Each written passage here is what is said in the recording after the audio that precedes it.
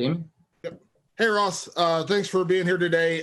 Let me open, before I talk about this fight, I think a lot of people remember your last fight, the bloodiest fight in mixed martial arts history, a little over a year ago. What did you take away from that battle and kind of the attention you received after such a crazy fight with Nicholas Dalby?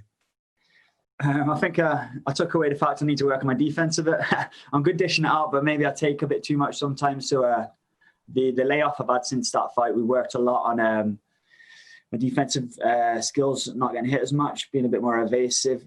But yeah, we got a good, it was kind of like, it was a weird one because it was kind of like bittersweet. Obviously, none of us got the win, but obviously it brought a lot of attention to both our names because of just the sheer amount of blood, to be honest. But it was a good experience, you know. It's, I think, you know, I've had fights where I finish people fast, and I've had fights where, you know, I show up and go to deep waters, and like, if shit hits the fan, then I'm ready to go. Coming out of that fight, you know, a lot of options for you, undefeated, you know, Cage Warriors champion, all those great things. What made you want to ultimately sign with Bellator? What was it about Bellator that you said, this is where I want to fight now? You know what? I'm always looking to fight the top guys, and I feel like the Bellator welterweight division in particular, it's got some of the top, very top welterweights on the whole planet. You know what I mean? And I know I can beat any one of them. So I thought, you know, this is the spot for me to show that I'm not only the best welterweight in Europe, I'm up there with the best welterweights on the planet as well. So after I beat MVP Saturday night, we'll move on to world title number 2.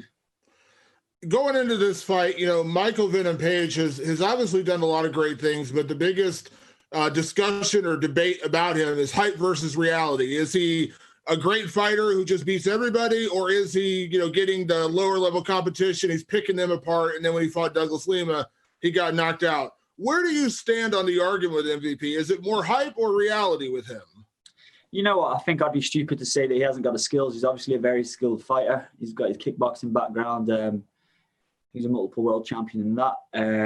But I feel like I don't think he's fought someone quite as well-rounded as me, other than obviously Douglas Lima. Douglas Lima and the Paul Daly fight are the ones that stand out.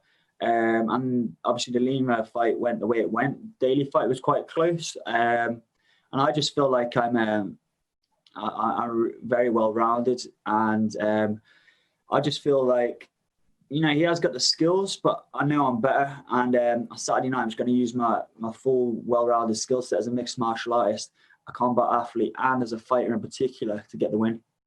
And last one for me, you know, signing with Bellator, you could have fought a lot of people. As you mentioned, there's a pretty deep welterweight division in Bellator, but getting a guy like MVP who has so much hype and attention behind him, how big would a win here, you know, kind of set the stage? I mean, do you feel like a win here right away could put you in title contention? I'll be asking for it either way once I beat him on Saturday. But here's the thing. I asked for MVP because obviously from the business side of things, I know the weight that's behind his name and what a win against him will do for my career. You know, I don't know the guy enough for personal. It's just strictly business. So obviously scalping MVP is going to put me right up there, and I'll be asking for the title shot.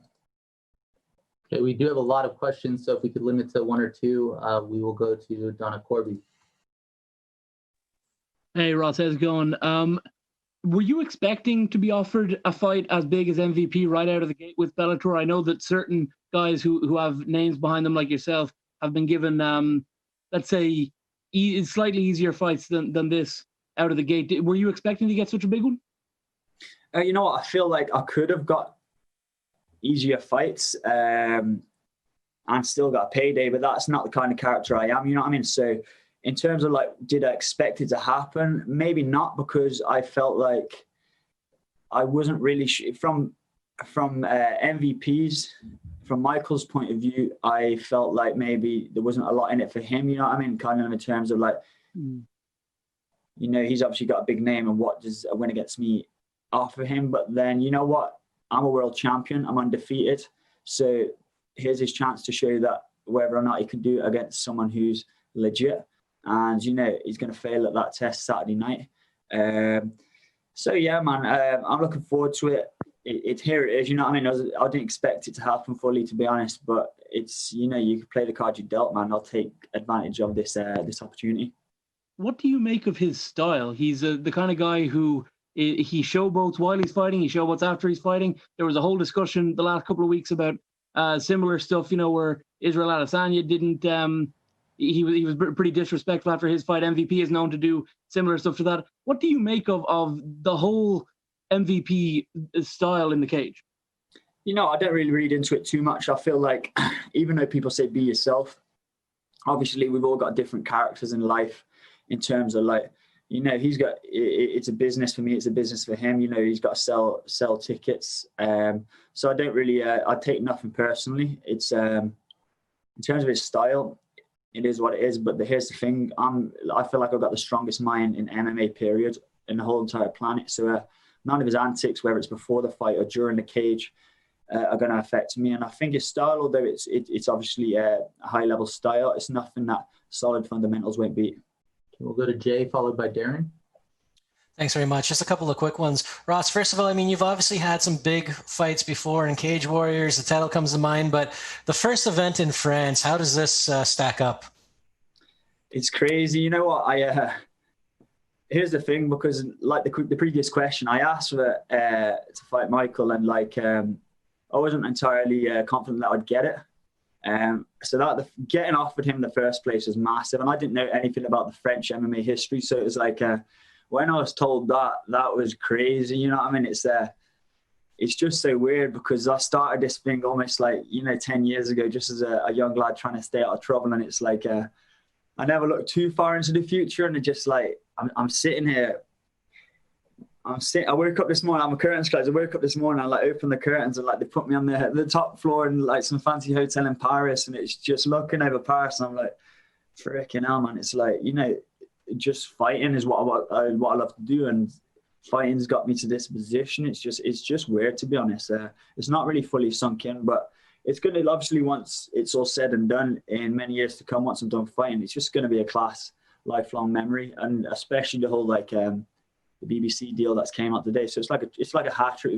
We beat MVP on Saturday night. It's going to be my first win on Bellator. It's going to be the first ever major event in France, which I'm headlining. That's the first show on BBC. It's just class.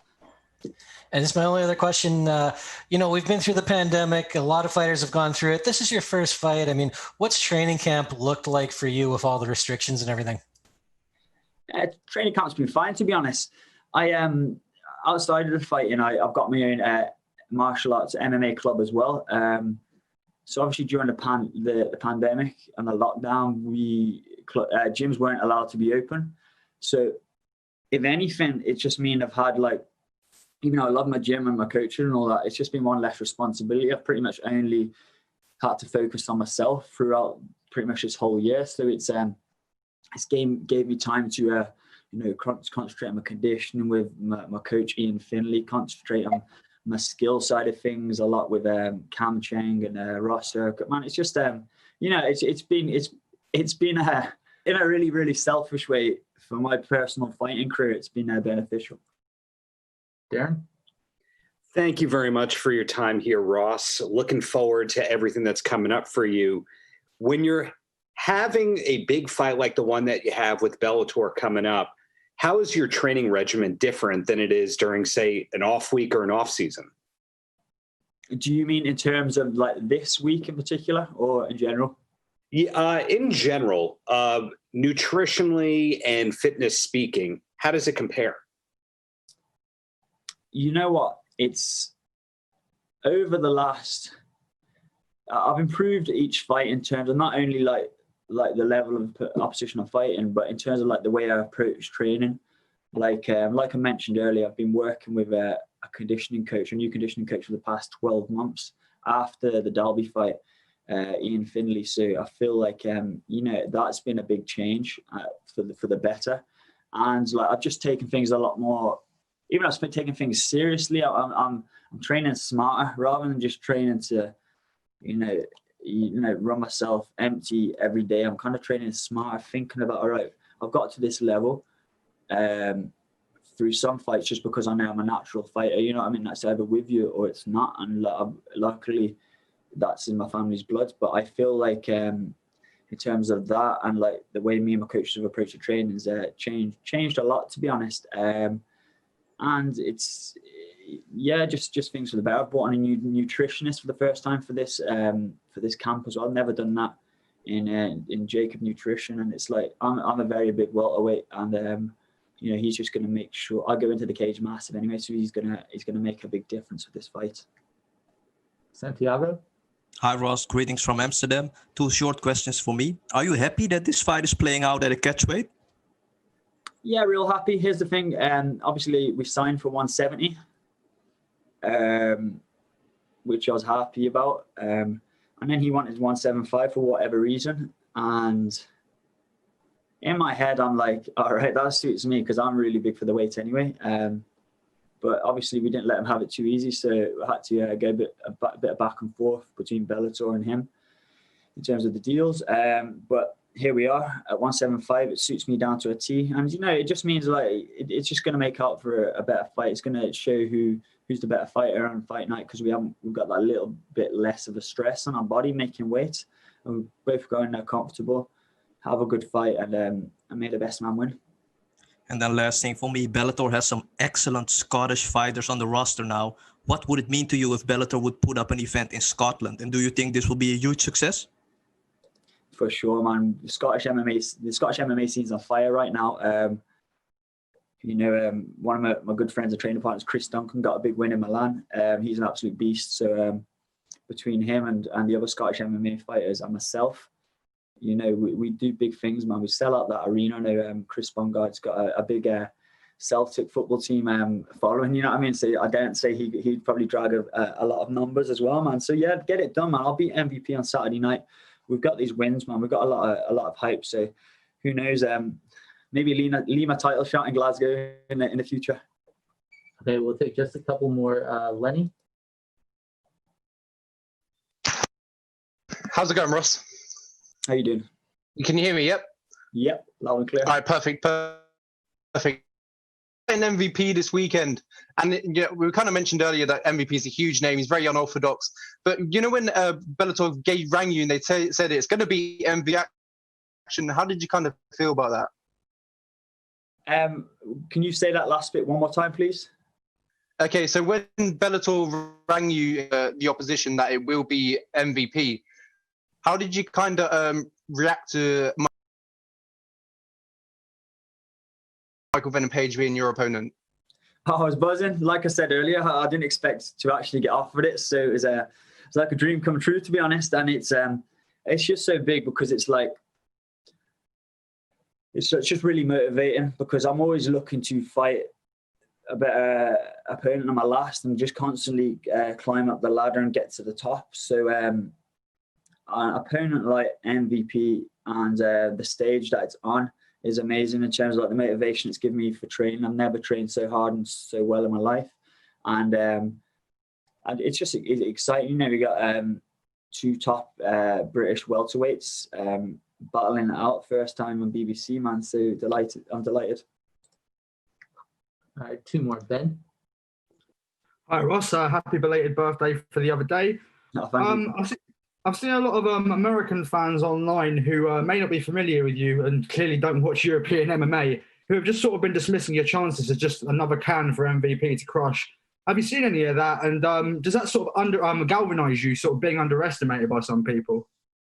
Yeah, I didn't pay too much attention to it. I've seen 1 or 2 comments. It's quite funny, to be honest, because I'm sitting there undefeated with a world title around my waist and I'm a can, so I don't know what it says for the other 99% of people fighters out there, but yeah, it is what it is, man. What you're going to do, it's kind of like, in a way, it's kind of like, you know what the saying goes, if you've got haters and you've got doubters, then you're doing something right. You know what I mean? It means once you got the attention and your name's on the platform, you must be doing something right. And yeah, I feel it on both sides, obviously, because every person MVP fights, he gets told he's fighting a can. But, you know, I would hope that he knows that he's up against that on Saturday, or else it's going to be a really, really bad night for him. And just one more from me. You posted a pic of you 5 years ago working on a building site in Paris before you turned over to MMA full-time. Do you have any advice to any young fighters who may be working a career alongside their MMA journey? I'll be contemplating as to whether or not to go full-time in the sport. Here's the thing. It's like, everyone's got to live and earn money. So I was in a position where before I quit my job on the oil and gas industry, I knew that I was able to open up an MMA club. So you've obviously got to have some kind of income and revenue coming in. But the way I looked at it is, like, I look at it in loads of terms of things, because some people are like, the sport's bad for you in terms of like your health, and like there's nothing guaranteed in terms of like money and all that. But you only live once, and you've only got a short period between, I don't know, like 18 to like 35, 36 now, where you can compete in this sport. You know what I mean? So and you only live once, man. It's a bit of a cliche, but you give it a go, man. If that's really what you want to do, then give it a go. But you got to be realistic with yourself. If you're kind of like, you've given up something, then to chase that full time and give it your all. Don't just go half-assed with it. You got to give it your all. Kind of like, you hear about a lot of people saying, blah blah blah, could have made it if it wasn't for this and that. Like staying away from the distractions, but that's the hard bit. I think anyone can make it, but the hard bit is staying away from the distractions. Staying on the road, and that. As long as you turn up, you're consistent, and you're training smart, man. You can do it. Cheers, Ross. All right. Thank you very much, Ross. Appreciate it, and good luck. Thank you.